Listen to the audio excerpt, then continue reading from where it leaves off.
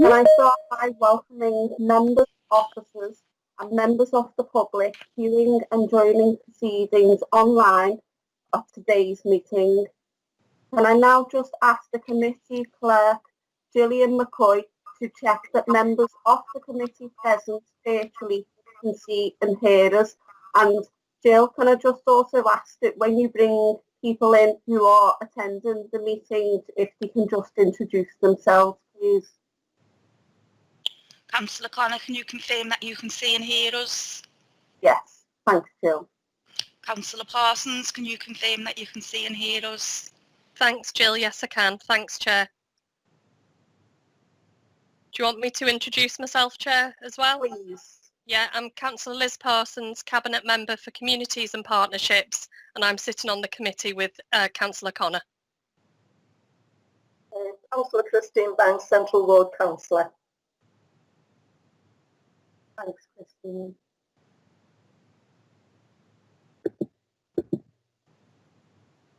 Patrick, would you like to introduce yourself? If we can just, everyone is on the call, just do a quick introduction, please. Yeah, sorry, my internet went a little there. Patrick Hurley, Mossley Hill Councillor, here to make a representation. Thank you. Councillor Small? Yeah, Councillor Nick Small, representing Central Ward. Councillor Wood?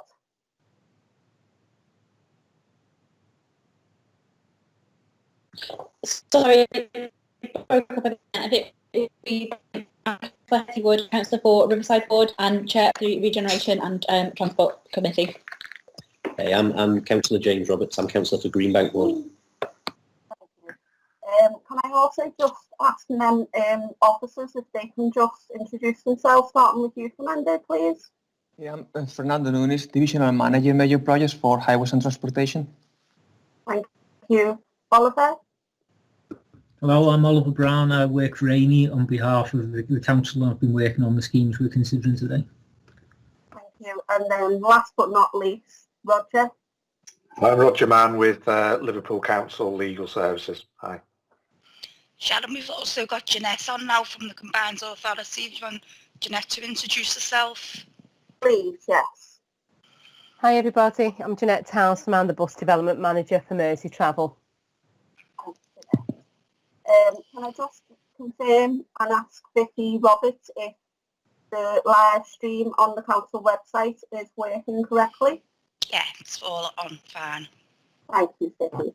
Can I just take this opportunity to remind members, officers and members of the public to leave your microphones on mute during the meeting until you want to comment.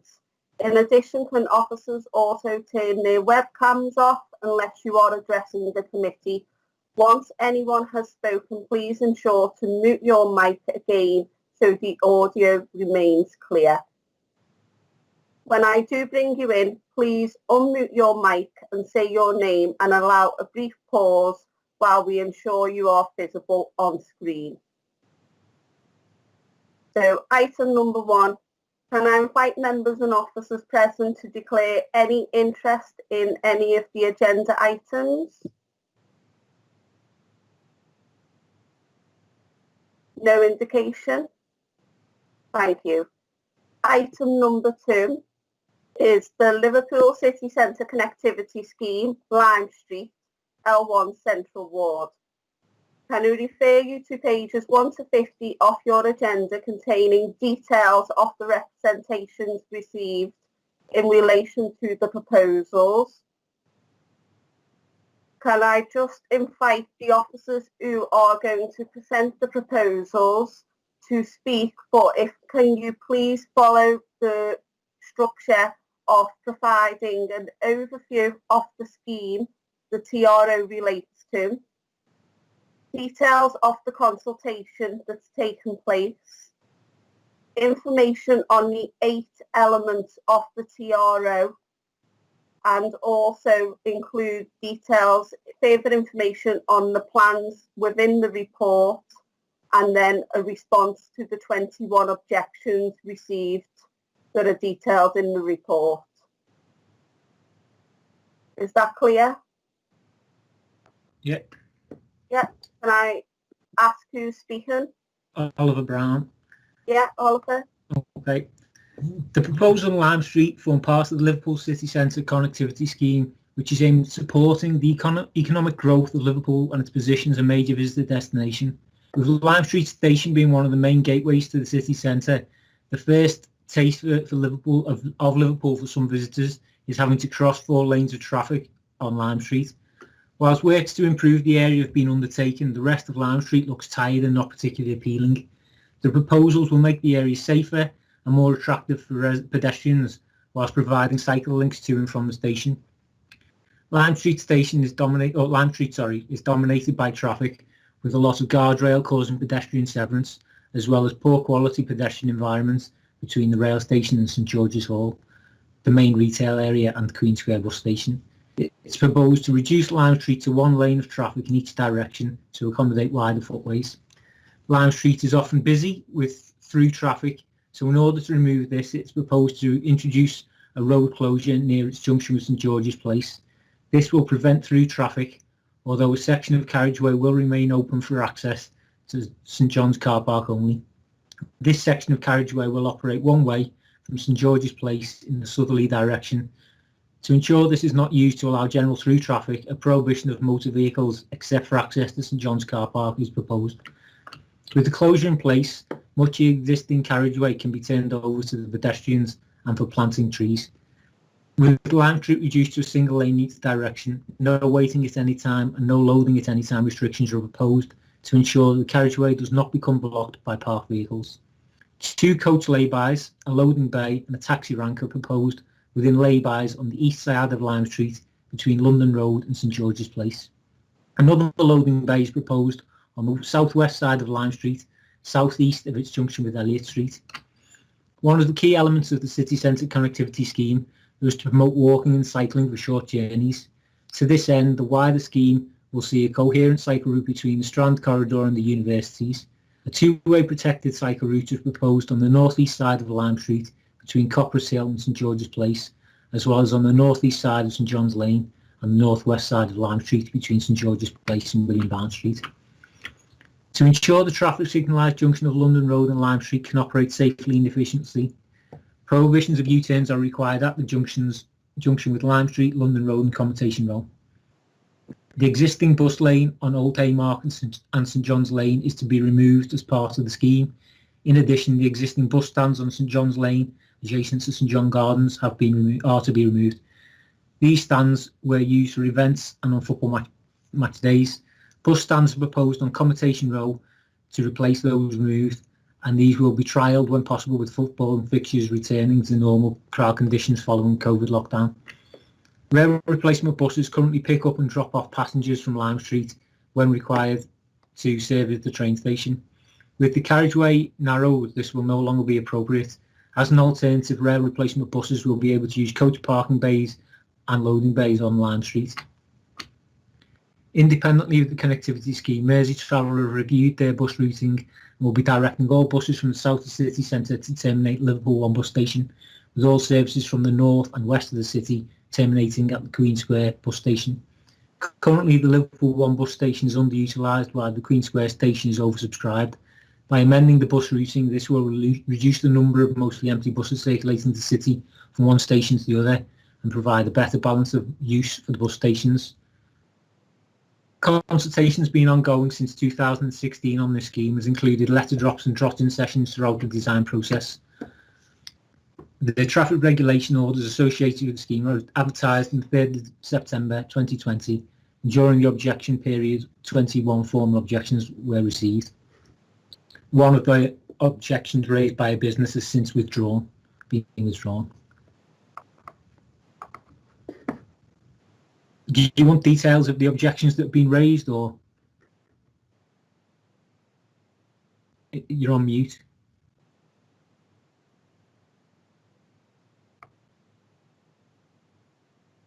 Chair, you're still on mute.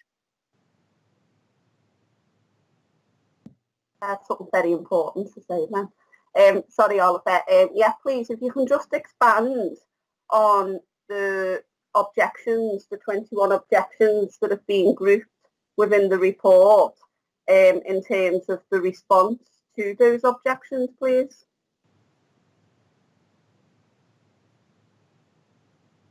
Okay. So, as you say, there was 21 objections. They've been grouped into common themes.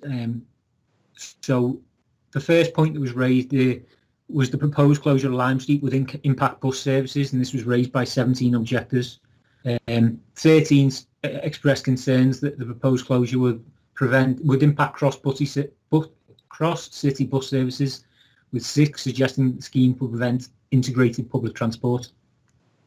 4 objectors commented that residents within their wards rely on bus services to access work and hospital appointments in the city centre and to travel to the north of the city. 1 objector suggested the original aim of the scheme was to ensure bus access while preventing cars from using Lime Street, and expressed confusion as to why buses would be prevented. 16 of the objectors requested Lime Street to be open to buses, cyclists and pedestrians between Elliot Street and St John's Lane. In response to those points, the routing strategy has been produced by Mersey Travel with working with the City Council, and the idea of keeping the bus lane, one lane open for buses to travel would cause congestion in the area, we feel, and it would take away from the pedestrian feel of the scheme. We wouldn't be able to provide as much space for pedestrians, and we would still have a situation where the Queen Square bus station is oversubscribed and the Liverpool 1 bus station is undersubscribed. So the next objection point was the proposal should not be implemented during the pandemic, which was raised by 8 objectors. 3 objectors commented that the current coronavirus pandemic meant there was ongoing issues for buses with reduced frequency and fewer people able to use the buses to maintain social distancing. The objectors suggested the proposals would make bus access more difficult. Further objectors suggested that the pandemic would likely result in changing work and travel patterns, which may reduce bus routes, bus use and restrict employment opportunities. 2 further objectors expressed concern that the scheme was being proposed at a time when bus use is already affected by the pandemic, albeit on a temporary basis. In response to that, the scheme's been in development for over 5 years. The timing with the pandemic isn't ideal, but it can't be helped. Mersey Travel have been consulted, and the programme of the scheme is being designed to tie in with the release and implementation of their bus routing strategy. The pandemic is likely to impact the numbers of using public transport, particularly in the short term, which makes it vital the connectivity scheme is implemented, creating an improved network of facilities for cyclists, pedestrians, so that those not using public transport have an alternative to cars. The third objection point is that there's a lack of support for the proposals, which was raised by 4 objectors. 2 commented that they didn't believe that there was sufficient support given the importance of the bus routing. 1 suggested that the residents of the ward were not in favour and questioned what consultation had been undertaken, and 1 suggested that simply that residents weren't supportive of the proposals. In total, there have been 10 consultation events during which residents, workers and business owners could view and discuss the proposals. Whilst the affected properties on Lime Street were sent letters to highlight these events, they were also shared online through the city's social media accounts, and the information was also made available on the city's Better Road website. Consultation results initially were negative, with 59.8% negative responses in 2016. Concern was raised about how traffic would get to and from Lime Street Station. Traffic to the station itself wouldn't be affected. It's through traffic we're looking to prevent. Under the proposals, cars can get to the station via Skelhorn Street, Lord Nelson Street and Lime Street, as they can now. The closure is purely to stop the through traffic that goes on. Consultation in 2018 had a 21.2% strongly against the proposals, or simply against, and that related purely, mainly to the removal of a cycle provision which had been proposed. It was removed at the time and has subsequently been reintroduced. Consultation in January 2020 was much more positive than previous. The objection point 4, the scheme will have a negative impact on air quality. One objector raised concern that it may improve air quality locally. The scheme would have a negative impact on bus services and therefore would result in an increase in private car use, which would have a knock-on impact of increasing pollution. In response, the aim of the scheme is to improve cycling pedestrian facilities and promote walking and cycling as modes of choice for short trips around the city centre. Linking into Lime Street allows public transport users to access the city centre and travel around it without the need for car. Objection point 5, the hours of the proposed loading bay won't suit the needs of the business. This was raised by one objector, and we've since, in liaison with the objector, agreed to amend the times, and they've withdrawn their objection. Objection point 6, proposals to reduce the carriageway to a single lane will cause congestion. The objector suggested that when there are shows at the Empire Theatre, a large number of theatre goers arrive within an hour, a half-hour window, and that many of those come by coaches, and that the coach parking bays couldn't accommodate the coaches that are there. The objector suggested that by reducing the carriageway to a single lane, it will result in coaches blocking the carriageway, which will impact emergency service response times, and suggested the road remain a dual carriageway. In response, generally coach parking issues have arisen in the vicinity of the Empire Theatre, and they're mostly problematic in November and December during Christmas season, when the frequency of the shows and the number of coaches increases. They do have an Christmas enforcement initiative, which is a partnership between the City Council, the Bus Alliance and the police. And this provides proactive targeted traffic and parking control to reduce congestion on Lime Street and other core retail areas. And that includes trying to manage the coaches attending the Empire Theatre, directing them to drop off and pick up on London Road to ease the congestion on Lime Street and aid traffic flow. So the proposed scheme will introduce 2 coach laybys, which can be used to drop off and pick up passengers. And it's considered that they should meet the needs of the theatre for the majority of the year, but the Christmas enforcement will continue to manage the situation during the busier times. And that covers the objections that have been made. Thank you, Oliver. Liz, have you got any questions at this time? Yeah, thanks, Chair. Sorry, Oliver, I'm a bit confused. It is quite an extensive report. In 2018, was there only one consultation, or is there 2? The reason I'm confused is that on point 4.3.3, it talks about the 2018 consultation. And if you add up the figures for strongly against and against, it's 51.2% against. And then in point 5.56, and as you've just mentioned, you've said that it's 21.2% strongly against, and I'm just obviously missing something with the figures here. I think I might have made a typo there. I remember if that was the one where the cycling was removed, wasn't it? The figures, it was quite negative at the time the cycling proposal was removed. So it would potentially be that it should be the 51 figure rather than 21. Right, so it's 51.2% were against in 2018, not 21. Yes, sorry. Okay. And obviously you've said in 2020 that it was much more positive, but the figure's missing for that. How much more positive was it? I don't think that the figure, the consultation included a direct question, yes, no. So that's been just judged by the nature of responses rather than a yes, no question. So what did we actually ask people? Can I look into that and get back to you? I've not got that consultation documents at hand.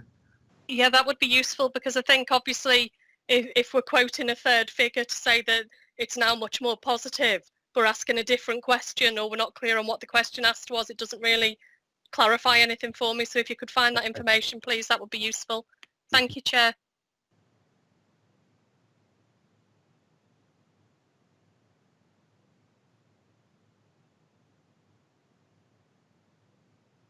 You're on mute, Sharon. Apologies again. I haven't got any questions at this time, Oliver, but I may come back. I think I'll bring in the 5 people who have attended to request. So can I advise committee that 5 requests have been received to address the committee on the proposals, and I will take speakers in the following order to be Councillor Christine Banks, Councillor Nick Small, Councillor James Roberts, Councillor Patrick Hurley and Councillor Hetty Woods. And we bring Nick in first and then I'll go after Nick. Is that okay? Yes, that's absolutely Right. fine. Just one minute. Because we've done a walk around the other day, so he's got all the info. Okay. Okay. Can everyone hear me? Is that, yeah? Can you hear me okay? Fantastic. Well, thanks for giving us the opportunity to speak about this, Chair. I'm a big supporter of this scheme with Lime Street. And I think it goes back even further than 2016. I remember in 2012, I sat on the Liverpool Vision Board when we put together the Liverpool City Centre Strategic Investment Framework. And this was identified then as one of the key projects on that. And there was a lot of work that was done with the Central, Riverside and Princes Park councillors covering the city centre around this. And this was something that was very much supported as part of that for the reasons that Oliver outlined earlier, but particularly around the impact on the visitor economy and people's first impressions of Liverpool when they leave Lime Street Station. Things have improved a lot over the last 15 and 20 years on that. But I think, you know, you've got with the vista of St George's Hall, you've got, you know, one of the, you know, best views anywhere, I think, globally when you come out of Lime Street Station. And in the past, we've not made the most of that as a city. We've got a lot better over the last 15 to 20 years with that.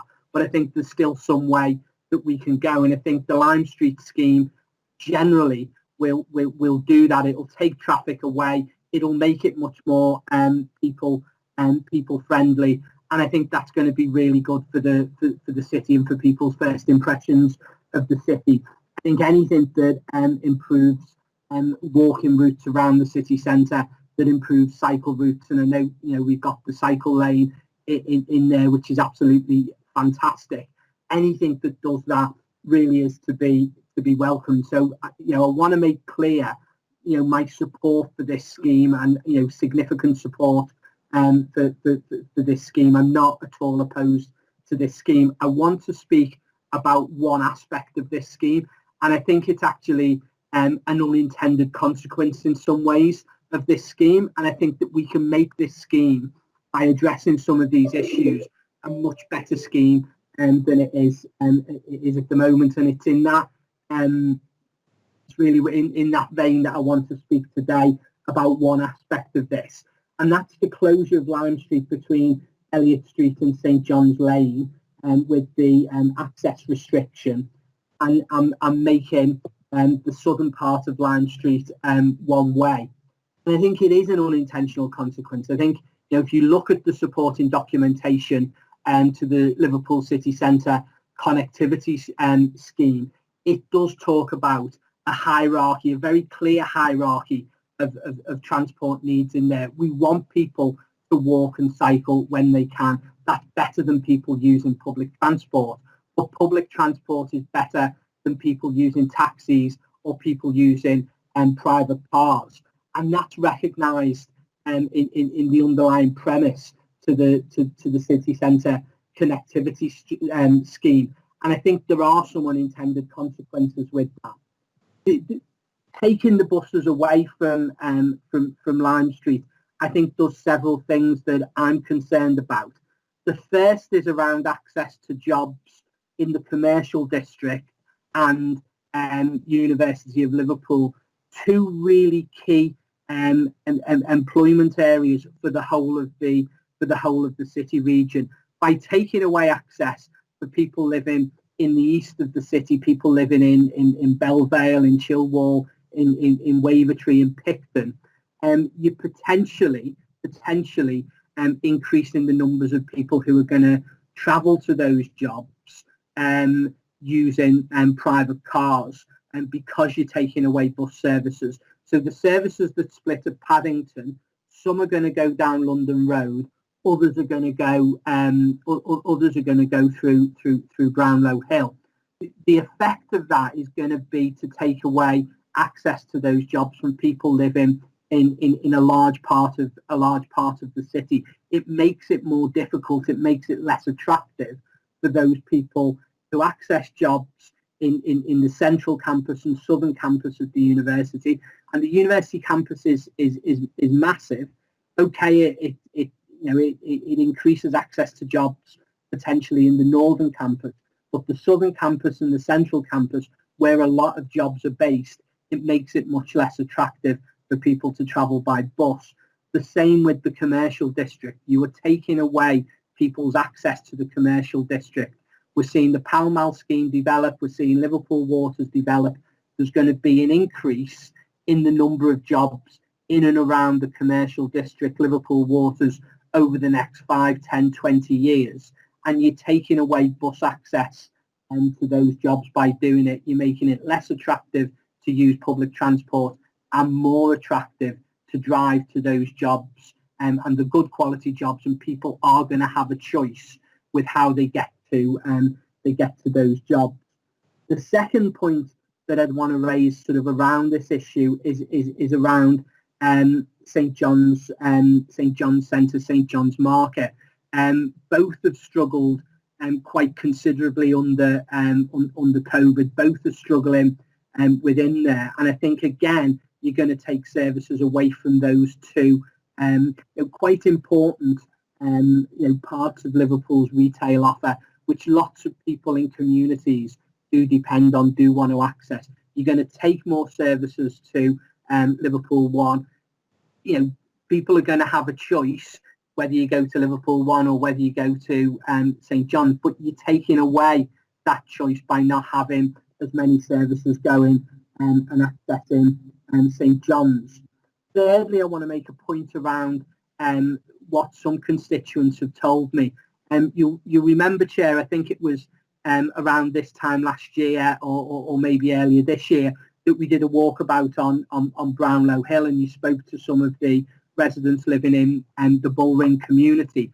Most of the residents who live in that community live towards the Brownlow Hill side rather than the London Road side. Most will access bus services on Brownlow Hill.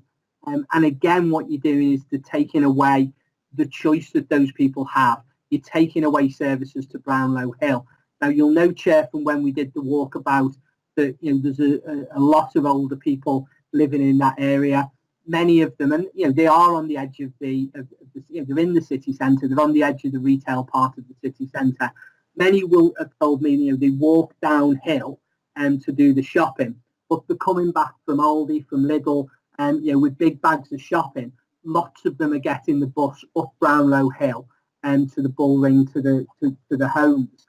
The impact of this, what they're saying to me when we talk to them, the impact of this is people are going to get into taxis and get back up Brownlow Hill in a taxi. They're not going to walk. They're not going to use some of the bus services on London Road because it's too far away. They're going to get a taxi.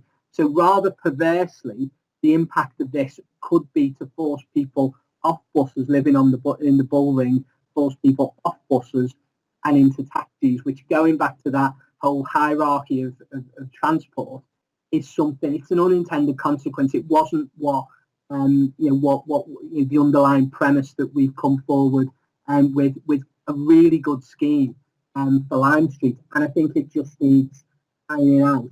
The final point I'd make is around integrated transport.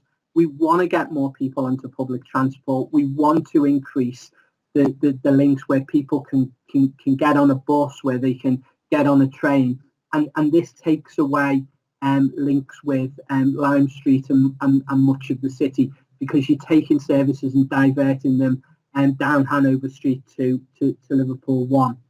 The final point I'd make on this, Chair, is around the impact of COVID and buses. And I think I've still used buses throughout the pandemic and throughout lockdown for essential purposes and for work reasons. And you've seen bus usage change quite considerably. There's fewer people using buses. The bus companies have largely kept on similar level of service to pre-COVID. There's more buses laying over because more buses have to stick the timetable on all of this. We simply don't understand yet what the long-term impact on bus use is going to be after the pandemic. Are people going to come back to use buses? Are they going to feel safe on buses? We've got bus re-regulation just around the corner, and I think we desperately need that to have better bus services. The plea that I'd make is this is the wrong time to do anything that closes down any options around future bus use, because we simply don't know what buses, how patterns of people using buses are going to change in the next 6 months, 12 months, and beyond that. Making some of these changes now closes down options and that we can do things later. So to summarise what I'm asking for is to allow buses to travel, and buses only, to travel in both directions on the southern end of Lime Street and with between Elliot Street and Renshaw Street, and to allow buses between Elliot Street and St John's Lane, and only buses doing that. You'd still have a prohibition on private cars unless they're accessing the car park. You'd prevent the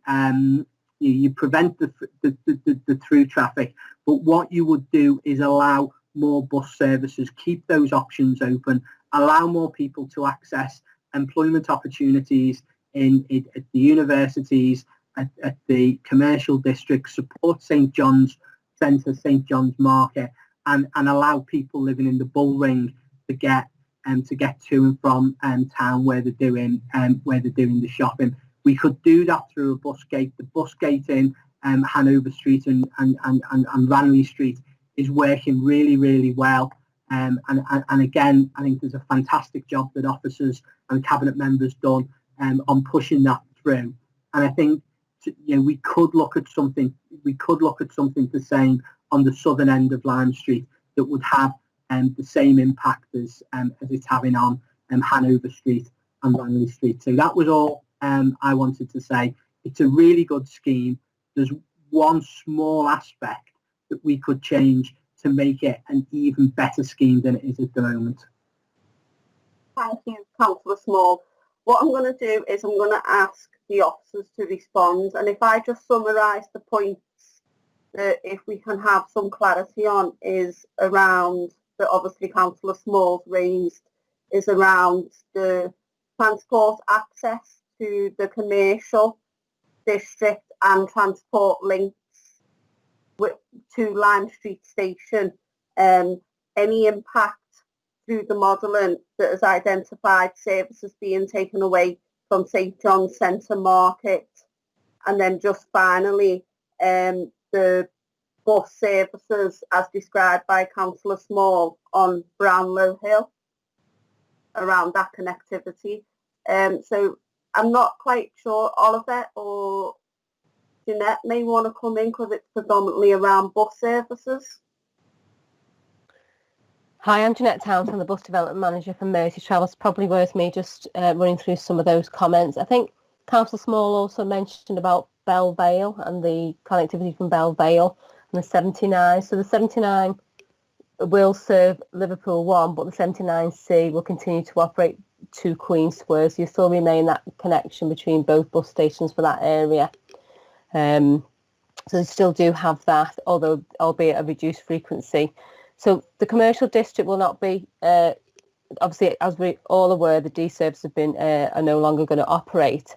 However, we have maintained some peak travel journeys through in the mornings in the AM peak as a result of the opportunity comment that we had back in the summer of 2019.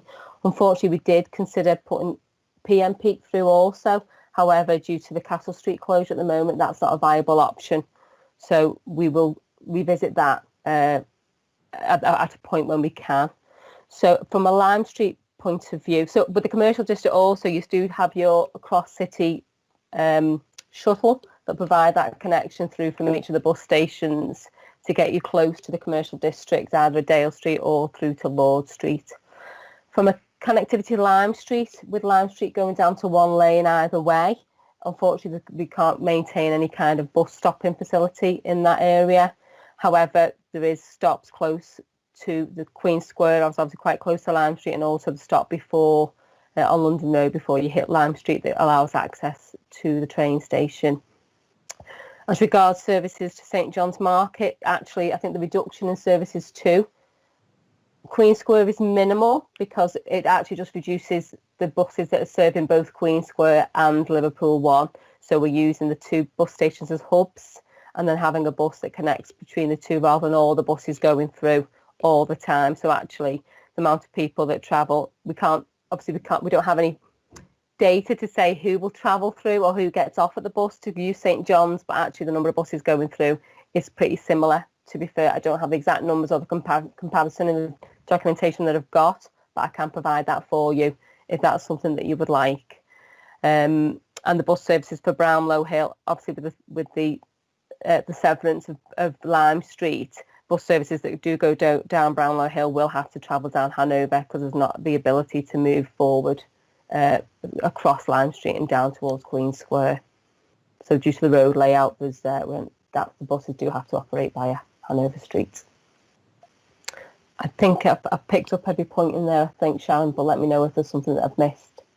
On the comments, please connect around any detrimental impact to the St John's Centre or Market. So the number of services that are actually terminating at Queen Square is similar to what's currently terminating there.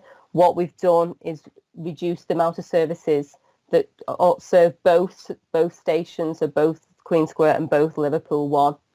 The exact numbers I can get for you, we've just updated the document and I haven't got the comparisons, I've only got the actuals, but I can get the comparison between what previously served there and what will be serving there in the future. But it's not really rebalancing of the bus stations, it's more a case of not having the buses travel through the city centre and using just the shuttle to provide that provision across city. Obviously, as we've worked with the operators and we've been looking at the different services and looking at the different proposals and taking into account the opportunity to comment and the feedback and the way the network has changed over time, as it always does anyway, the figures have changed slightly. So I don't want to give you old figures that actually won't be what they are now. And as you know, we announced the final version of the rerouting 26th of November. So up until the week before that, there were still discussions about exactly which services we're going to do, which bus stations, and those discussions are always ongoing as things build. So obviously we reduced our frequencies during COVID, but actually we're back to about a 90% network now. As we build towards economic recovery, so we are back up the networks almost at the same level it was previously. And the reason that we've kept it at a lower level than 100%, it just gives us that little bit of resilience if we were to, with a driver population that could be susceptible to needing to self-isolate. So we've kind of aligned it with what the need is, and we're at about a 60% usage, which is good, considering the situation we're in and the available capacity within the bus. So obviously we have a reduced capacity at the moment on bus also. Thank you, Jeanette. Councillor Christine Banks, would you like to come in? I'll just be quick because Nick has covered quite a lot. The concerns are, and I'm going to go back in history now, when they took the bus route off London Road and then they took the bus route off Manley Street, and I'm going back 30, 40 years, and now it decimated the shops and the businesses in them two areas because we lost Lewis's closed down because no one could get to it. So the bus route was taken away. And then London Road had shops from the bottom to the top. But when they put the bus route back onto London Road because of the damage they did taking it off, it was too late for the take-up. So that's things we have to look back at our history to see what worked and what didn't work. But the problem is as well, we're isolating communities here. And we're isolating communities also in the Bronte area, but some parts of Everton, if you go up Islington, up and down, because people travel up and down that way by bus, get off at London Road and then walk across. So it's about the balance of getting the buses from there to there. We have a lot of jobs in the city centre, and you're talking about 300,000 jobs before the pandemic. Yeah, about 250,000 jobs. A lot of those jobs were cleaners' jobs, and they're finding it difficult now, whereas they're getting dropped off at roasteries. And if they're working in the likes of Castle Street or the Strand, coming from the north of the city, they have to walk. So, and then some of those cleaners are up 5 and 6 o'clock in the morning, but we've also got the hospital workers as well that are up early in the morning that get to work. And it is about keeping a bus route to keep the cars off the road. So I think we need to look at those two areas, and I think we need to look at the where people live, geographical area where people live, and where they travel from those areas. Because we were in a pandemic, there's a lot of people not at work at the moment. And we have a hell of a lot of people who work in Old Hall Street, Castle Street, and all those side streets and that end of town that's going to find it difficult to get into work, especially early in the morning. Councillor Smalls said quite a lot, so I don't want to take up your time and give somebody else a chance. All right, I'll tell them off after. Thanks for that, Chair, but I don't think there's anything. It's hospitals as well. We have to think about people, because we've got quite a number of doctors and nurses that live in Central Ward. My end of Central Ward, talking Pall Mall Way and stuff like that, and Old Hall Street. And it's about them getting the transport as well from there up to work, especially if you're pulled in and you get a phone call and you've got to act on quickly to get to work. Chair, thanks for that, just speaking, but Councillor Small said it all. Thanks for your time.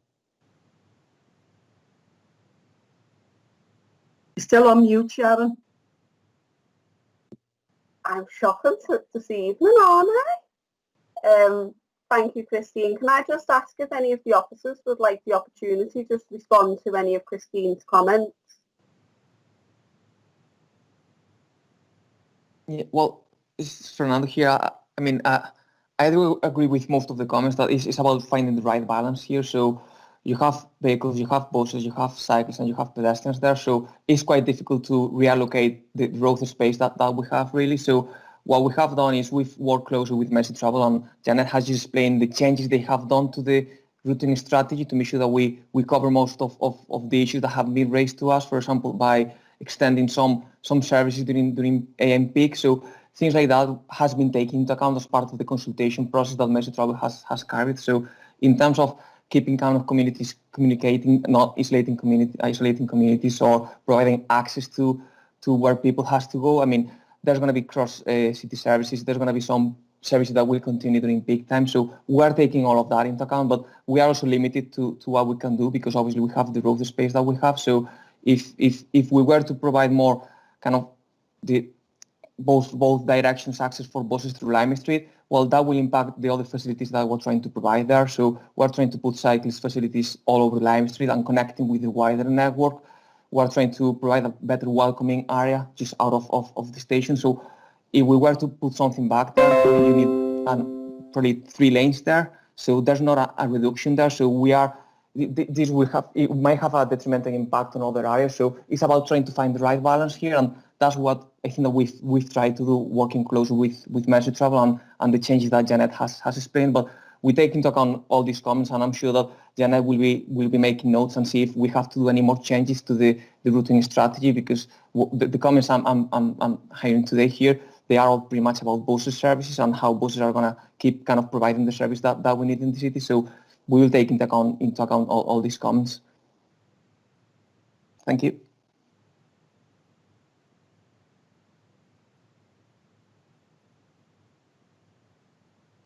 I'm Jeanette Towns, the bus development manager at Mersey Travel. So these proposals for rerouting were put into the public domain back in summer of 2019, and we got a real a lot of feedback on the proposals, and we spent a lot of time considering how we could address the issues that were raised, and we were ready to kind of go out with those proposals just before we all kind of went home again.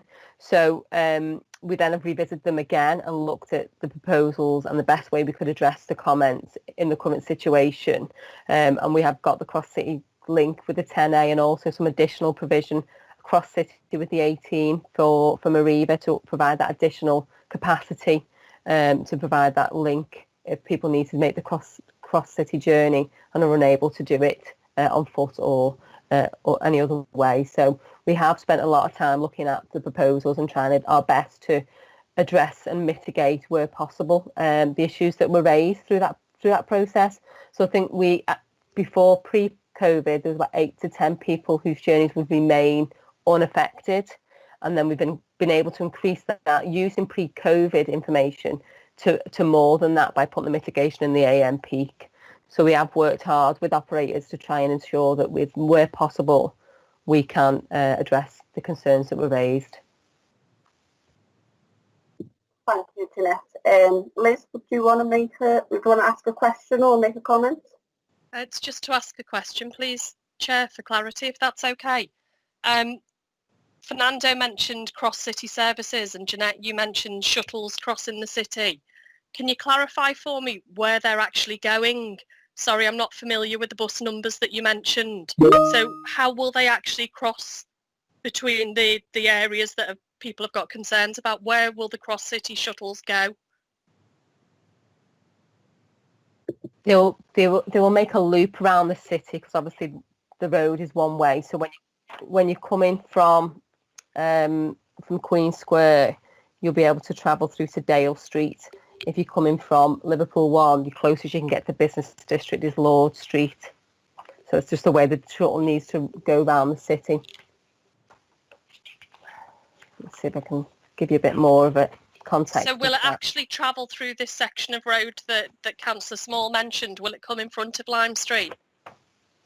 The shuttle won't, no. Other buses will go through Lime Street. So the buses that go past Lime Street will be those that come down London Road and go into Queen Square. And then when people get into Queen Square, they'll jump on another bus if they need to travel across the city. I'm trying to get the map up just to be able to read it through for you.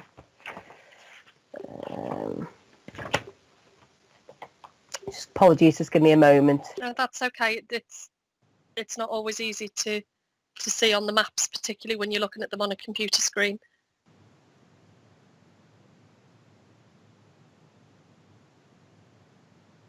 I'm just trying to work out how this actually works for a person. So if I've come down London Road and got off at Queen Square but need to be on the other side of the city, other than walking, how am I getting there? I'm just trying to follow the route of this shuttle, so I'm clear in my head.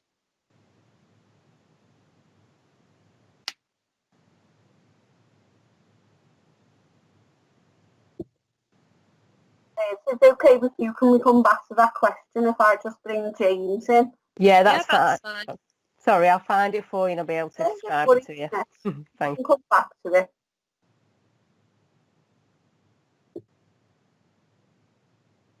So you want me to come in now? Please, if you can. Okay. See, I'm James Roberts, Councillor for Greenbank. So much like some other people have said, I've looked at this scheme and I'm pretty impressed. You know, I like a lot of this scheme. I'd particularly like to say well done on the cycling aspect of the scheme. As the chair of the city's active travel forum, I get a lot of requests from cyclists around the city asking for dedicated cycling infrastructure, and the segregation that's been proposed is good. I'm really pleased with that. So thank you for that. My concerns are along very similar lines to those that have already been outlined. So I won't go into depth because I think Nick outlined quite a few of those. But I would like to reiterate that public transport, particularly buses, trains, are the answer to the ecological crisis that we have. They're not part of the problem. So my concern with anything that disincentivises, no matter how little, public transport is that you're adding to the problem. You're not fixing the problem. So I understand. I read a comment from one of the reports which talked about the localized impact of a reduction in air pollutants in the Lime Street area as a result of no longer allowing buses to use it. And you know what? Yeah, that's absolutely true. There would likely be a reduction in the amount of air pollutants in that microclimate. But the cumulative impact of having buses having to travel further round to get to the same places would be worse, wouldn't it? The overall effect would be worse. So that's particularly true when you're cutting in part a lot of the desire lines in the city. So in the city, if you've got people in the South End who have jobs on the north side of the city centre and vice versa, and they're no longer able to take buses because those routes have been cut in two, or the new routes take much longer, or you have to get off and then take a shuttle bus, people won't do that and they'll use private motor cars instead, which will add to congestion, and it will add to it will continue to exacerbate the problems that we've seen. So that's my primary concern with the loss of that particular route. And I would like to see it used segregated off, so it is just buses that can use it. When you make changes to strategic infrastructure, those changes are semi-permanent, whereas a bus, a shuttle bus, that might be there tomorrow, but it might not be there next year. I've seen the shuttle buses in the city centre already. I remember watching the C4 go past a lot, and I have to say I never saw it used much. So I'm not particularly keen on the shuttle buses in the city centre. I don't think it's a workable idea. I don't think people use them. I just think people say, "Oh, buses, they're just such a hassle. I'm not going to bother." So I think this is a real problem, and I don't think it takes much to fix it. I just think that you need to allow buses to use it. Buses aren't that frequent. They aren't going to cause congestion if there's no other cars using that road. They'll just fly through, and then buses will be a much more attractive option for people to use. So I've got no problem with there being two, strategic depots for buses in the city. I just think cutting Lime Street in two and having no buses able to use it, it just doesn't work. So that's where I'm standing on that, and those are my concerns. I'd be happy to hear what people say. I was disappointed to hear that some of the routes would go down to only being the C routes, because I remember having to wait for the 86C and just how long that used to take. Having to wait for a C version of a bus to come along. They were long waits in the cold when I was a bit younger.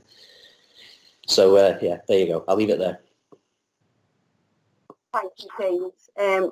Again, in keeping with previous, would any officers like to respond to James' comments? Yeah, I'll start. Obviously, Janet will be able to provide more information on the bus comments, but in terms of the public transport and trains, yeah, I agree with that. That's part of that's the answer, not the problem really, and we're trying to work as closely as possible with Mercy Travel on this. I think that part of the issue also is that if you were to allow buses going north on Lime Street and accessing Queen's Square from Liverpool 1, then those buses will end up in the city centre, and they have to go around the city centre to go back and start the journey, and that's also part of the problem. We need an efficient and reliable service, and if buses are getting to the inner kind of ring, or if you want to call that, or the city centre where there's congestion already, that's going to impact the reliability and efficiency of services. So as I said, it's a difficult kind of balance that we're trying to reach here. And I've seen what Mercy Travel has been doing with the strategy and the rerouting proposals, and they've taken comments into account to try to provide services that we need. So we are not against public transport here, and we're trying to work with our colleagues to make sure that it's as best as possible, really. So that's coming from me. But in terms of detailed comments about buses, I'll have to ask Jeanette to comment on that, because I'm not the right person to discuss about that, really. Jeanette, are you okay to come in? Yes, I'm just looking at although it's described as a shuttle bus, it's actually just an extension of the 10A as it would normally be. It's used as that connection through the city. So when you're travelling from Liverpool 1, and the map's already on our website as part of the 10 timetable document, you leave Liverpool 1 and go along the Strand, up Lord Street trying to make it a bit big so you can see the pit. Then along Victoria Street, down Sir Thomas, and then into the bus station, and then you go back along, up Cross Hall Street, down Dale Street, and then back along that way. And that way you'd still get that connection across the city. But obviously with all the one-way streets that we have, we can't kind of provide the same locations as you come from Liverpool 1, round to Queen Square and then back again. So although I appreciate your comments about having a shuttle bus, and you've seen shuttle buses come and go, this is part of quite a commercial service that serves a lot of people, and it just extends through the city. So it wouldn't be a service that we would anticipate would be deregistered, because actually I think it's the busiest route within the city region. So although you're right, apparently bus routes do change, although not extensively, this is one that's quite established, and you would it has been around an awful long time, and will provide that connection through the city. And because it's quite a high frequency, that was why it's been provided as that link across the city. Can I respond to that then? Yeah. So the 10A, that goes up to Kensington High Street, right? Yeah. Yeah, I used to live in Kensington, so I used to get the 10 as well. And I'm glad to hear that there's still some connectivity between the stations. If it's a commercial service, then presumably people have to pay for it. If you've got a day ticket or a weekly ticket or a pass, then you can just jump on and use it to cross the city. Most people that use bus services will have those type of tickets available to them. Maybe. You'd hope so, wouldn't you? So... Sorry, just I've got a further comment or question. I'll leave it.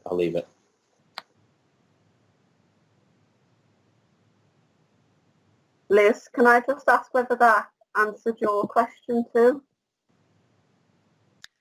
Well, it answers the question. I mean, it raises a concern, doesn't it, in that if it's already the busiest service in the whole of the city region, how's it going to manage to take the additional traffic of people crossing the city centre?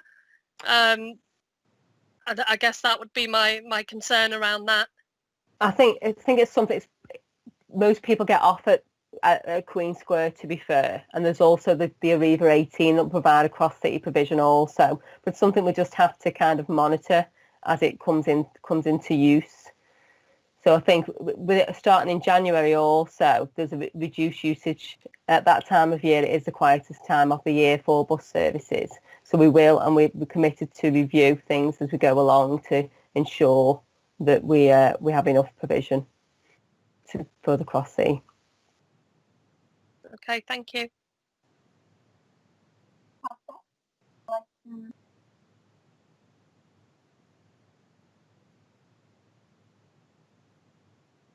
You're on mute, Patrick. You're doing a me. Yeah. Can you hear me now? You'll be all right.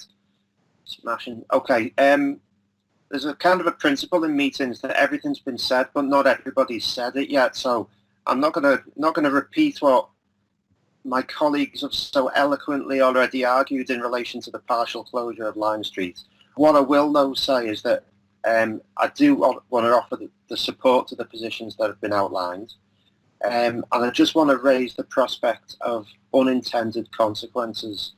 Councillor Banks has mentioned about how really successful, really large and well-known stores in the city, whether they were TJ's on London Road or whether it's Lewis's, they've felt the negative impact of unintended consequences of changes to bus travel. And I think every situation or every change that's been made to bus connectivity in the city centre has been done with the best of intentions, and it's been done with thorough consultation, and it's been done to improve certain things within the city which needed improving. But the piecemeal way that it's been done over maybe 30 or 40 years, whether it's the the Paradise Street bus station being moved further down, whether it's North John Street being changed direction, whatever little changes have been made, they've all added up to a situation now where we're honestly discussing segregating the north end of the city centre from the south end of the city centre and putting some shuttle buses on to cope with the consequences of that. And then in 5 years' time, who knows where we're going to be, where my residents in Mossley Hill Ward have currently got one bus which takes them from my ward to Dale Street to the business district. The proposal to partially close Lime Street to buses will remove that completely. And I think it's just yet another small change that's being proposed with the best of intentions, but the unintended consequences could well be that there's a complete segregation of the city in terms of public transport. And I don't think when we all take a step back and look at the bigger picture, that's the sort of consequence that any of us would want. We want to improve the public realm. We want to get people walking more. We want to get people cycling more, get people out of the cars and onto public transport. And I think actually when we look at the detail and the granularity of what's being proposed here, it doesn't fit well with the higher level long-term strategic intentions and objectives of what the City Council and what the people of the city actually want. So although I think that the vast majority of the proposed changes are hugely positive and I'm supportive of them, it's just this one thing I think will lead to severe negative unintended side effects. And on that basis, I'll leave it there. Thank you. Would any officers like to respond?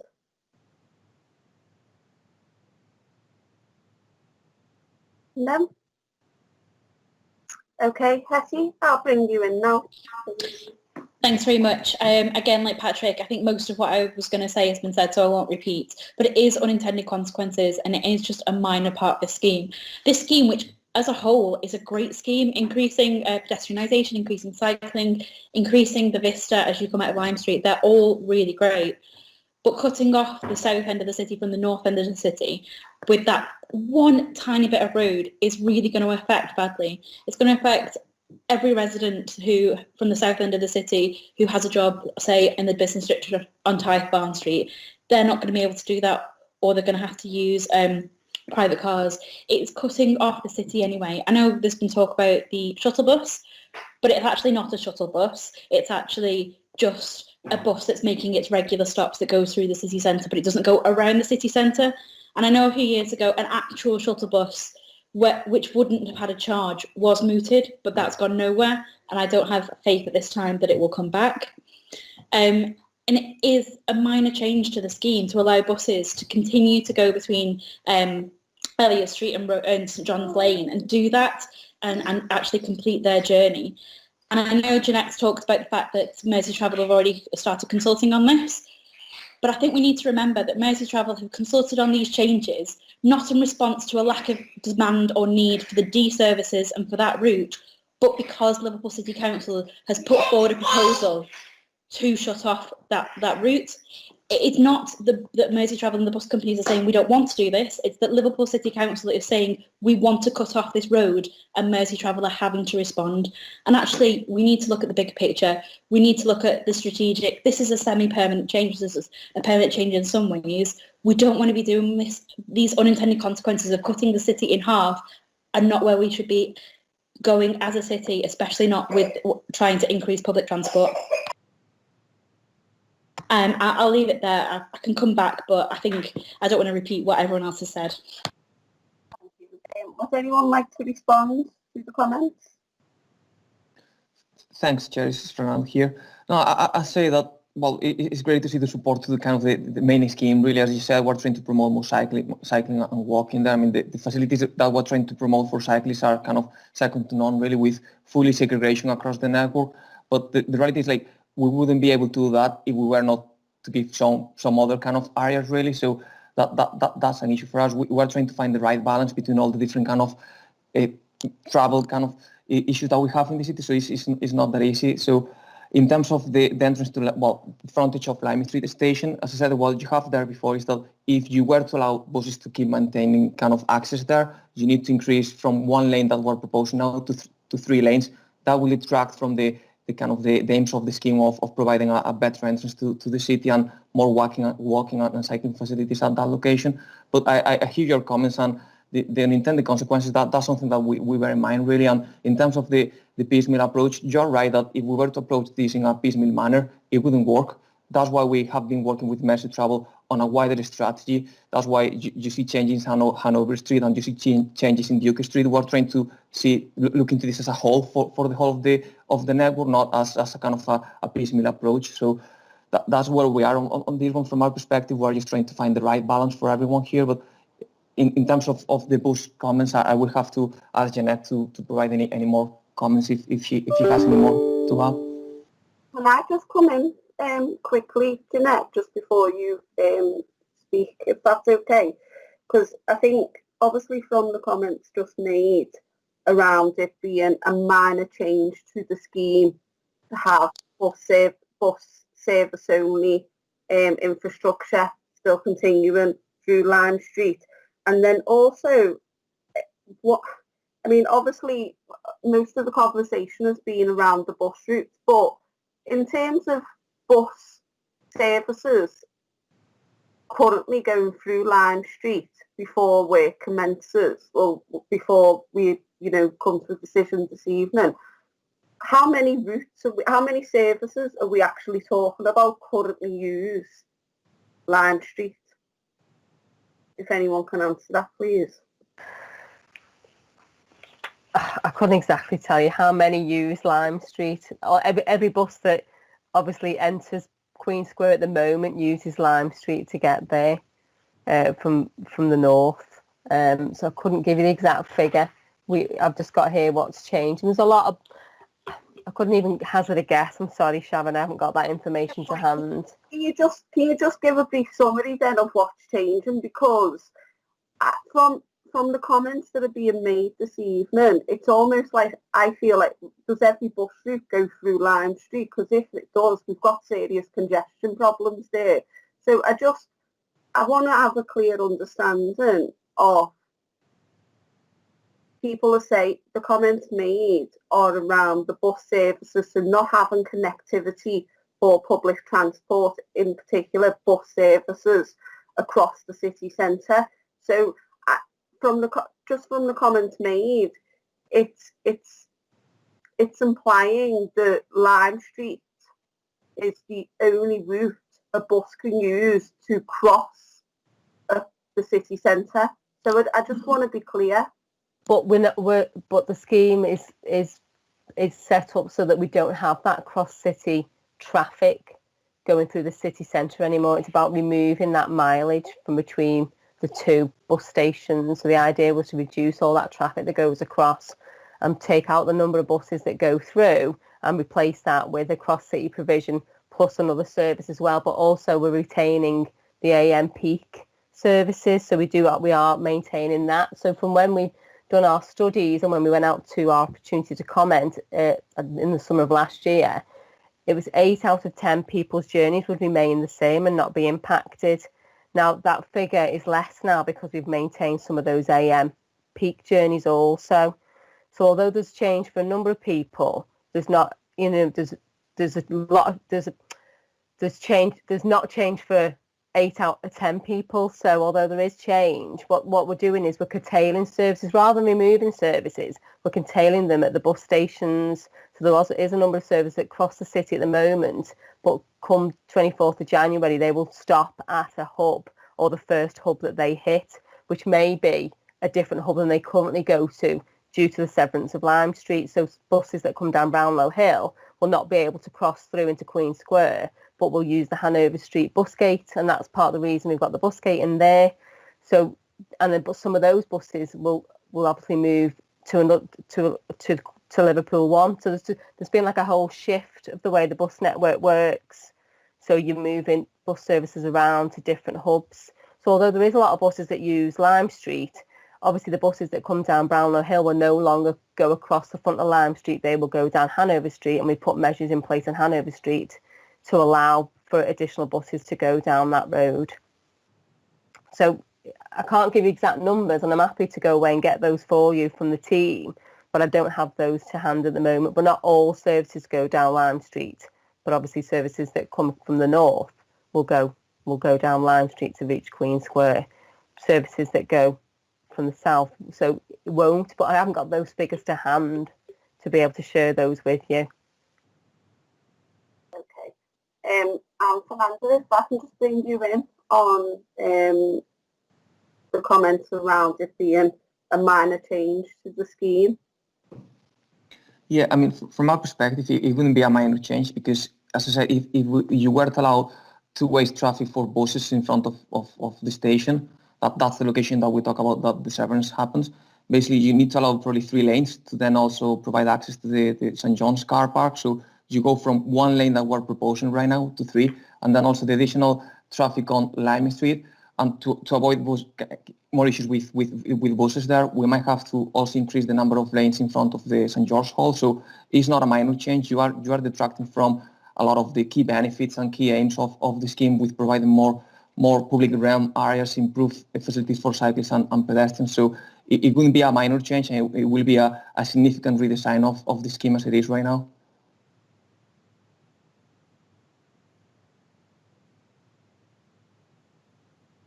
Thank you, everyone, for the representations.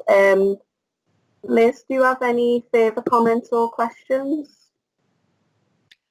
Yeah, it's just, sorry, Fernando, I'm a non-driver, so I do know Lime Street well because I worked in the station for 10 years, so I know the area, but I'm a bit confused. Why would we have to go from 1 lane to 3 lanes? Can you just clarify that? And is there an option, because obviously Jeanette mentioned that they will start trialling buses and things from January. Is there an option to trial the proposal suggested by the councillors this evening, whilst retaining some aspects of the scheme? Have we actually looked at the modelling if we retain that section? Yeah, in terms of going from 1 lane to 3, the difference is that right now we are just allowing access to the car park, and there's a severance there, so there's not going to be through traffic at that location. So one lane is more than enough to provide access to the St. John's car park for traffic coming in a southbound direction in Lime Street.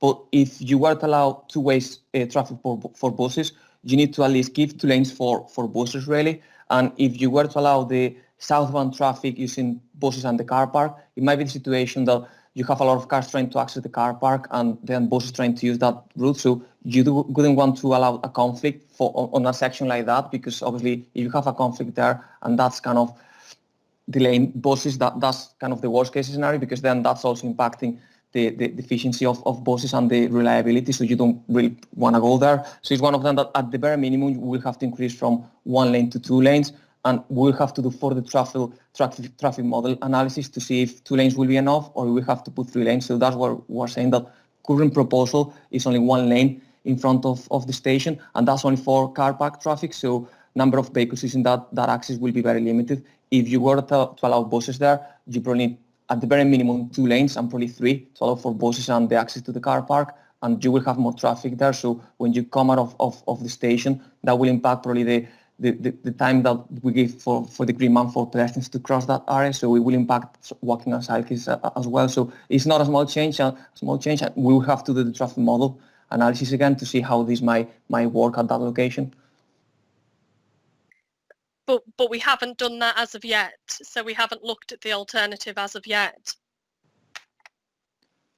In terms of allowing buses there, I mean, we know for a fact that you need at the very minimum 2 lanes and probably 3. So even with 2 lanes, that will be a significant change. And if you allow two lanes there, that will also impact how traffic works on Lime Street in front of St. George Hall. So we haven't looked into all the options, because actually running a traffic model takes a lot of time for the engineer. So we've looked into kind of the preferred options. So no, if you're asking me whether we have looked into the traffic model for only them 3 lanes really, or 2 lanes, no, we haven't done that piece of work really.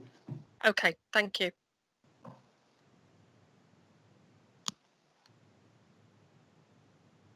Have you got any more questions? Chair, would I be able to come back on that? I'm not going to take any more speakers. Sorry, Patrick. Okay. Just because we have got another agenda item too. Okay, no problem then, Chair. Thank you. Obviously, there's a lot of conversation, I would say mainly around public transport services across the city centre. I think obviously we do and will continue to work with Mersey Travel to ensure, you know, public transport is and does meet the needs of residents across the whole of the city. I'm just going to, obviously we've had a lot of representation. I'm just going to, for a moment, go over the notes that I've taken and speak to my colleague, Councillor Parsons, before making a decision. So just bear with us for a couple of minutes, please, and I'll come back to you.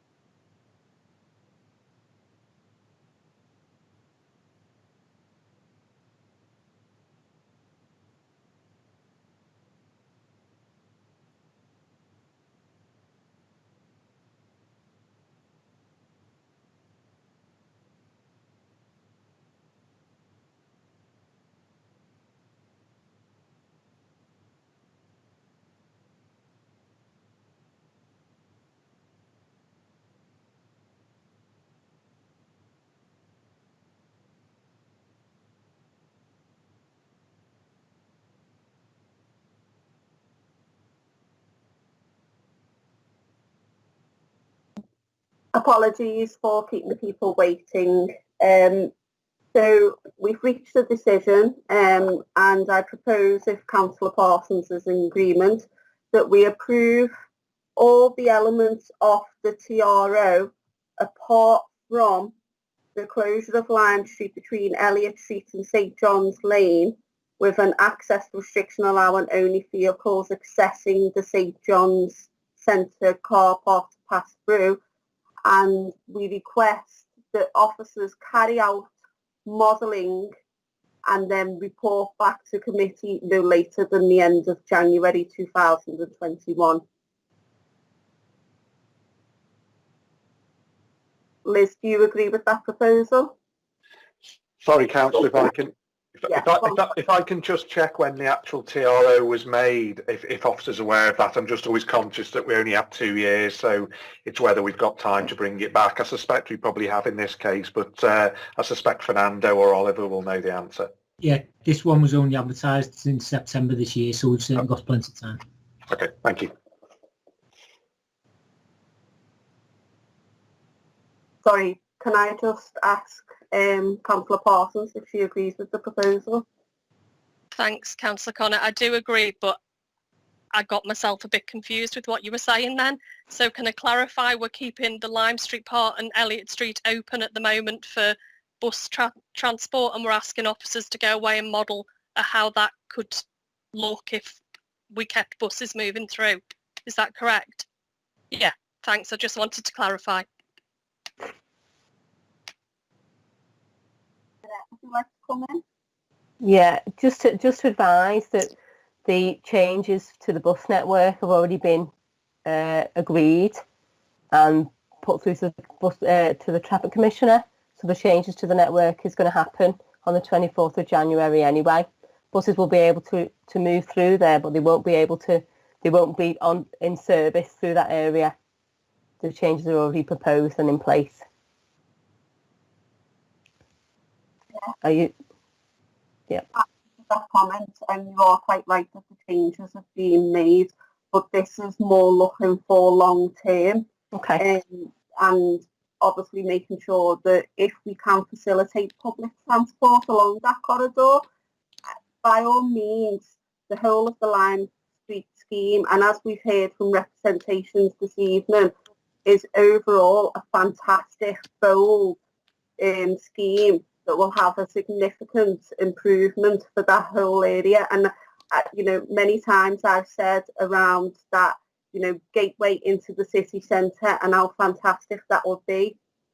But I'm just also mindful that public transport is one of our key priorities in terms of making sure that it's fit for purpose. And whilst we don't have the control fully off public transport at the moment, that could change in the future. So I just want to, with deregulation, so I just want to be clear that given the information that we've been presented with this evening, that we are absolutely clear and confident that we can't facilitate public transport through the corridor at this time. Okay, and that's why the request is that it comes back to committee no later than the end of January. Okay, I just wanted to ensure set expectations. That was all. I just didn't want people to think that things would remain as they are. But of course, as always, we will review networks on a regular basis, as I'm sure you're aware that we do, adjust and amend when we can. However, at the moment, the plans are in place, and we will be, putting in place that rerouting strategy in line with the plan, and then obviously taking into account the modelling and moving forward in partnership with yourselves and the bus operators. Yes, of course. Yeah, thank you for that cooperation. And the whole key of this is everyone working together to make sure that, going forward, we do have that well connected, because it's what the whole city centre connectivity scheme is around, is a well connected city centre. So thank you. Can I just ask before we move on to the next agenda item? Obviously, we've had people who made representations on on item number 2, Lime Street. If you are going to make representation on the item number 3, please do stay online. If you're not making a representation, please feel free to leave the meeting. So item number 3, Liverpool City Centre Connectivity Scheme, the Strand Corridor L1 and L3, Central and Riverside wards. Can I refer you to pages 51 to 97 of the agenda, containing details of representations received in relation to the proposals? Can I invite officers to address the committee on the proposals? And as with previous, if you can provide an overview of the scheme the TRO relates to, information on the consultation that's being carried out, and then detail on the 9 elements of the TRO with a response to the 6 objections received. Okay, Oliver Brown, cover this one. So the Strand scheme again is part of the connectivity proposals, but at the moment pedestrians wishing to access the waterfront area currently have to cross up to 8 lanes of traffic in order to do so. To make the waterfront more accessible for pedestrians, it's proposed to remove traffic lanes and ban turning movements along the Strand corridor. These changes will help remove the barrier posed to pedestrians. At junctions along the route, the carriageway will have dedicated lanes to accommodate turning movements for traffic without causing congestion. In addition, the junctions Water Street and Man Island with Gorey are to be closed to traffic. It's proposed that cycle facilities be introduced to make the area more accessible and permeable for cyclists. two-way segregated cycling facility is proposed on the west side of the carriageway from Liver Street to Bath Street. Dedicated crossings for cyclists and pedestrians will be provided at St Nicholas Place, Water Street, Liver Street and Salthouse Quay. These crossings will allow cyclists to continue safely along the route and link in with other cycle facilities. To keep traffic moving along the route, it's proposed that no waiting at any time and no loading at any time restrictions be introduced throughout and around the junctions of the adjoining roads. Existing bus lanes are to be removed. With the junctions of Man Island and Water Street being closed up to traffic, Brunswick Street will be the point of access for vehicles to enter the Three Races area. To accommodate this, the existing pane display, disabled and motorcycle parking is to be removed from the north side of Brunswick Street, along with the one-way traffic flow, which is currently in place between Gorey and George's Dockway. 9 additional disabled parking bays are proposed as part of the works, with new bays on Water Street, Brunswick Street and Man Island. So provision of parking will require, of this disabled parking will require existing pane display bays to be removed on both Brunswick Street and Water Street. To compensate for the loss of these bays, additional pane displays proposed on Canada Boulevard and Man Island. Overall, there will be a net gain of 3 pane display parking spaces. The motorcycle parking removed from Brunswick Street will also be reintroduced on Man Island. At present, buses and tour coaches visiting the waterfront can enter the area via Man Island and exit by Water Street, allowing them access to the bays provided on Canada Boulevard. With the junctions of Man Island and Water Street with Gorey to be closed, the only access and egress point will be Brunswick Street. Buses and coaches will be required to turn left from Brunswick Street onto Canada Boulevard and turn around using the roundabout on Man Island, then exit the area via Brunswick Street. It's proposed that 4 tour bus parking spaces be accommodated on the west side of Canada Boulevard between Brunswick Street and Man Island, along with a space for coaches to drop off and pick up passengers. This will operate for a limited waiting bay for buses and coaches with a maximum duration of stay at 15 minutes. To accommodate footway improvement works, the cycle facilities will be, and the required traffic lanes on Gorey, the car park alongside George's Dock building is to be removed. To replace the resulting loss of parking, permit parking bays are to be created on George's Dockway. 18 permits will be issued solely for use in these bays will be issued to Merseytravel for them to administer. In addition, 2 loading bays are to be introduced on George's Dockway to allow businesses in the area to load and unload. Man Island will be made one way, except for cyclists from George's Dockway to George's Pierhead. Bath Street is also to be made one way from King Edward Street to Gibraltar Row in order to accommodate the 2-way cycle facility running along the Strand corridor. In the short term, traffic wishing to travel from Bath Street to Strand corridor will be able to do so via Paisley Street, but in the longer term this will be achieved via the Southern Link Road, which is proposed for construction in the area to tie in with the Leeds Street and Great Howard Street Junction. During the 28-day objection period, there were 6 formal objections against the proposal, along with 1 message of support. The first objection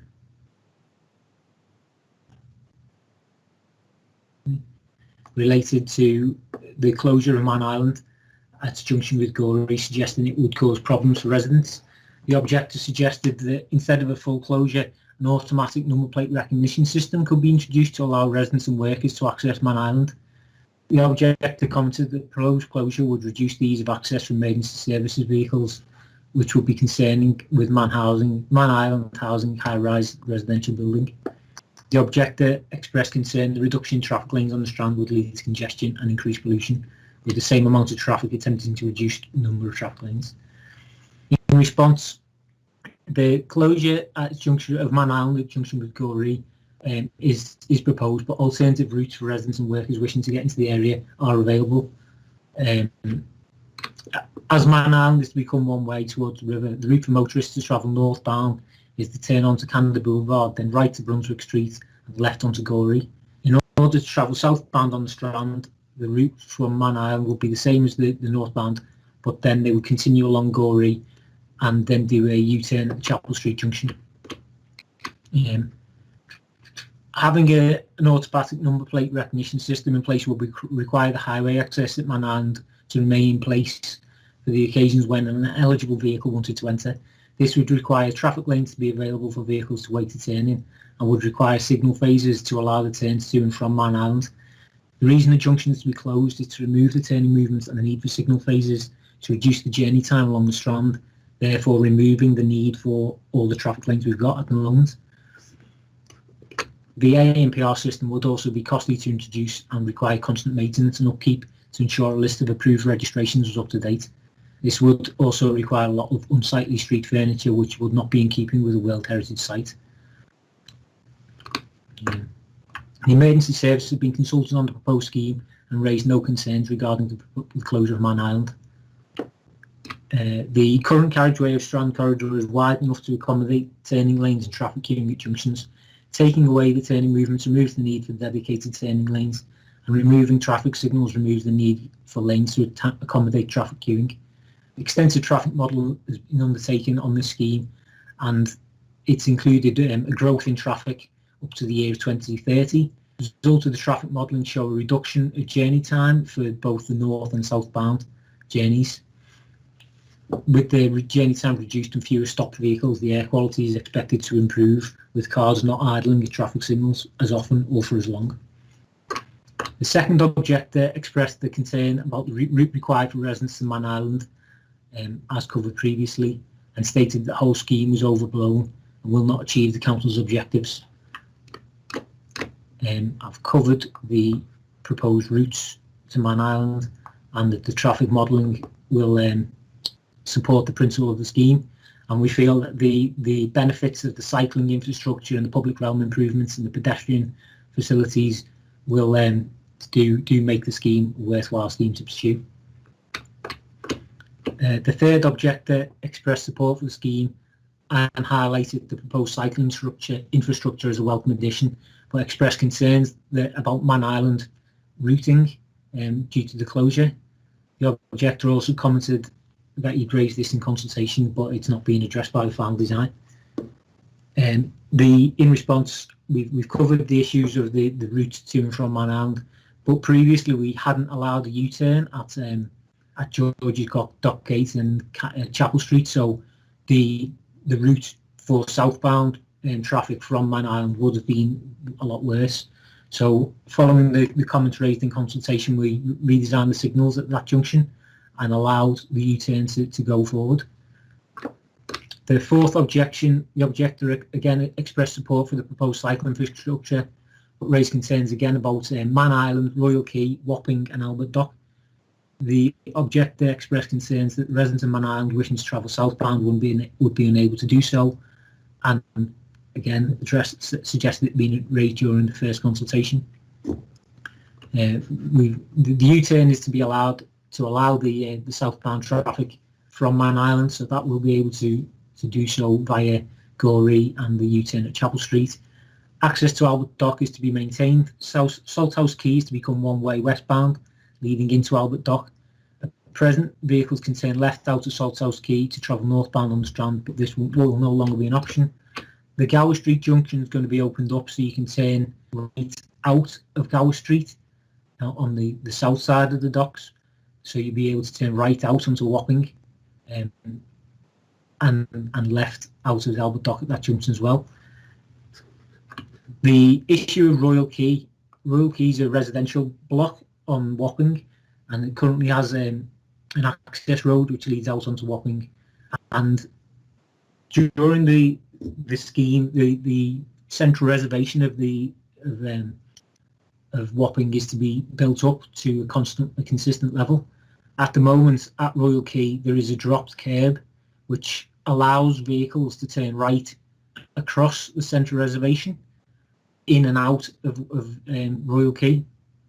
This isn't seen as a particularly safe practice, and especially vehicles turning right out, they've either got the choice of trying to wait for a gap on the traffic in both sides of the road at the same time, or if they wait for a gap in the northbound traffic flow, they can then get to the central reservation and kind of straddle the central reservation, sticking out into the northbound traffic whilst they wait for a gap in the southbound.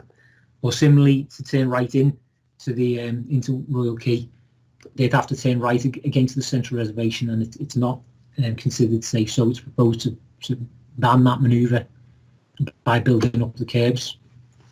The diversion route for residents leaving Relocate to travel southbound will be to turn left to northbound onto Wapping, then turn right onto Liver Street, right onto Park Lane, and then from Park Lane motorists can follow St James Street, Jamaica Street or London Street depending on their destination. Vehicles wishing to turn into Relocate from travelling southbound on Wapping could proceed and then turn right onto Queen's Wharf and perform a U-turn there, or turn left onto Wapping and then left into Relocate. Alternatively, motorists could then go into Liver Street, Park Lane, Jamaica Street, Blunder Street, and then right onto Wapping and left into Relocate. The fifth objector commented it doesn't seem logical about reducing the carriageway from 4 lanes to 2 in terms of the traffic flow and the congestion, even with the reduced traffic levels experienced during the pandemic. The objector also suggested that the cycle scheme, whilst it was laudable, it wouldn't be used well because of high winds on the Strand, and questioned whether the aim of the scheme was to drive commuters to public transport. It should be noted the TRO isn't required to reduce the number of traffic lanes, but we do feel that it will improve congestion and reduce journey time rather than make it worse.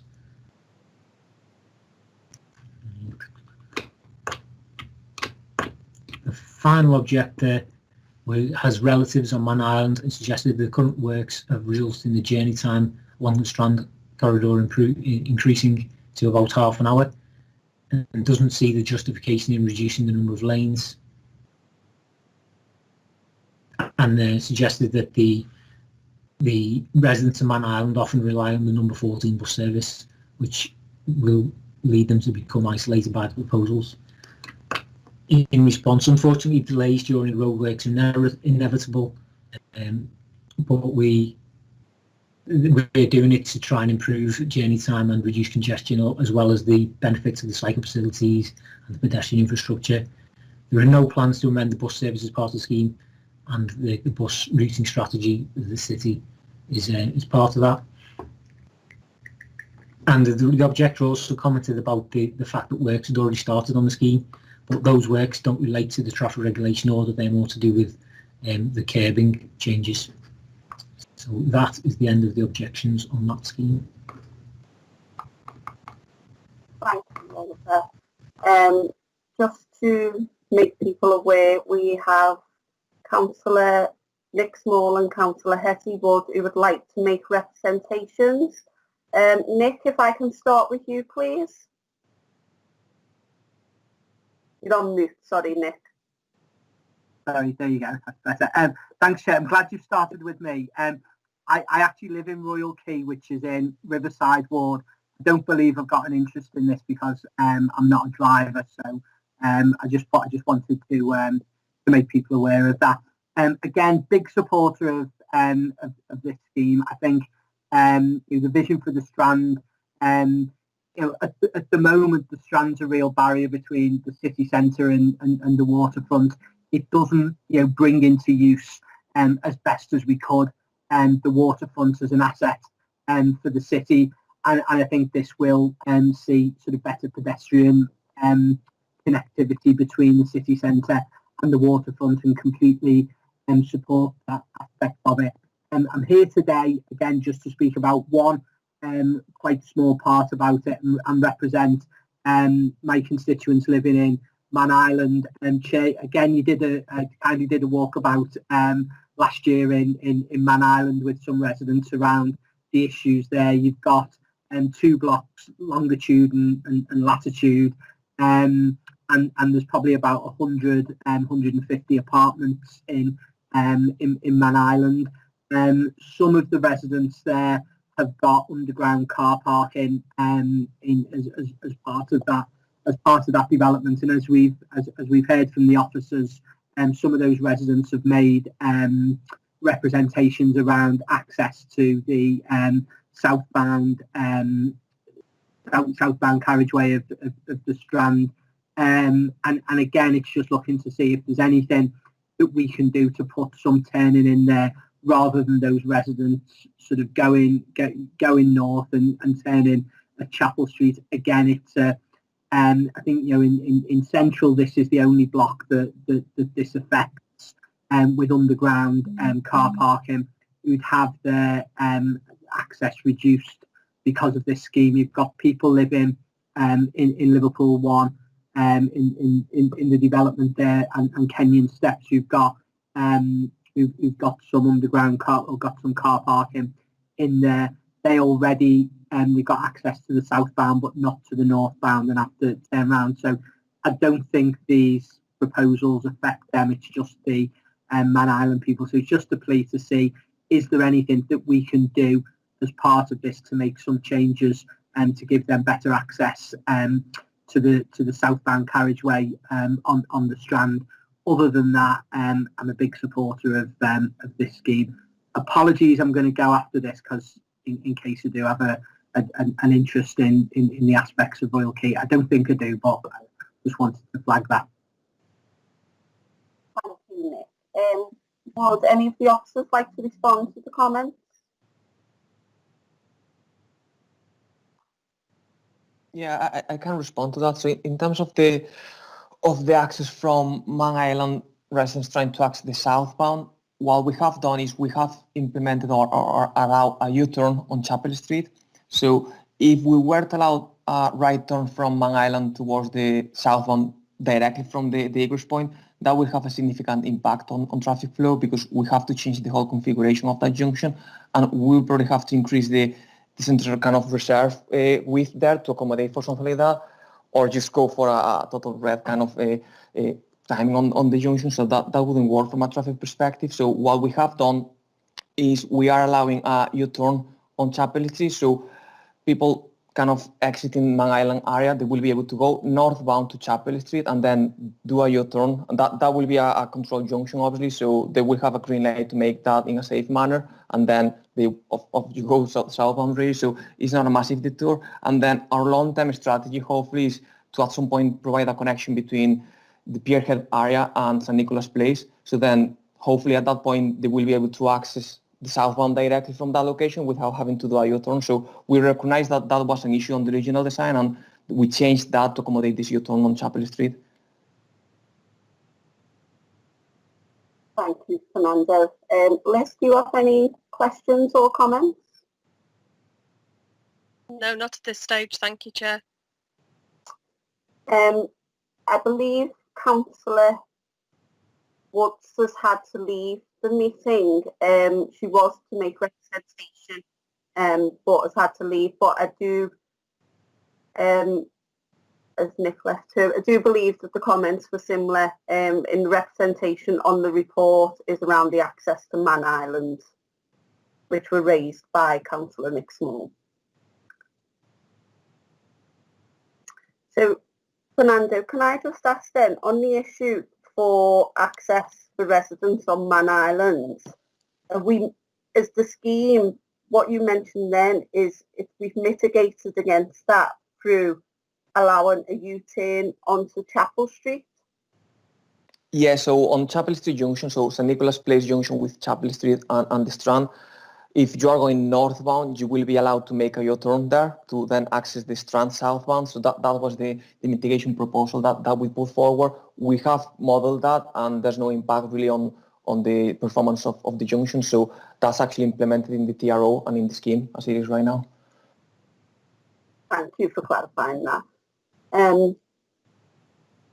Liz, just lastly, do you have any comments or questions before we go to make a decision?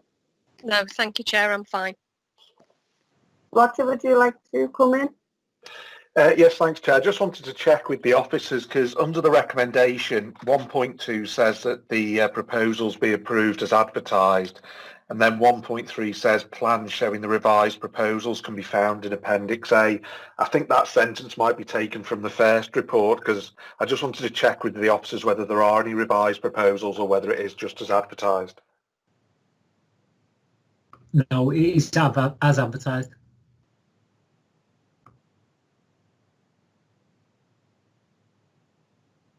Thank you. Again, if you can just bear with us a couple of minutes whilst both Councillor Parsons and I just have a quick discussion. Thank you.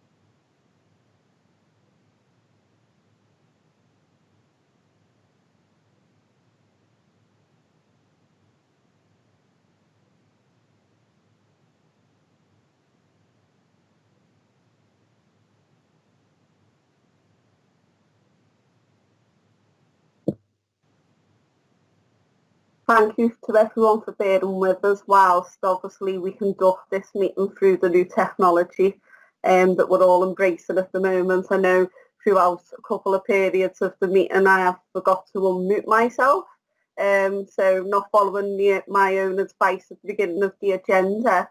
So just on the proposal, if Councillor Parsons is in agreement, I propose to approve all the elements of the TRO.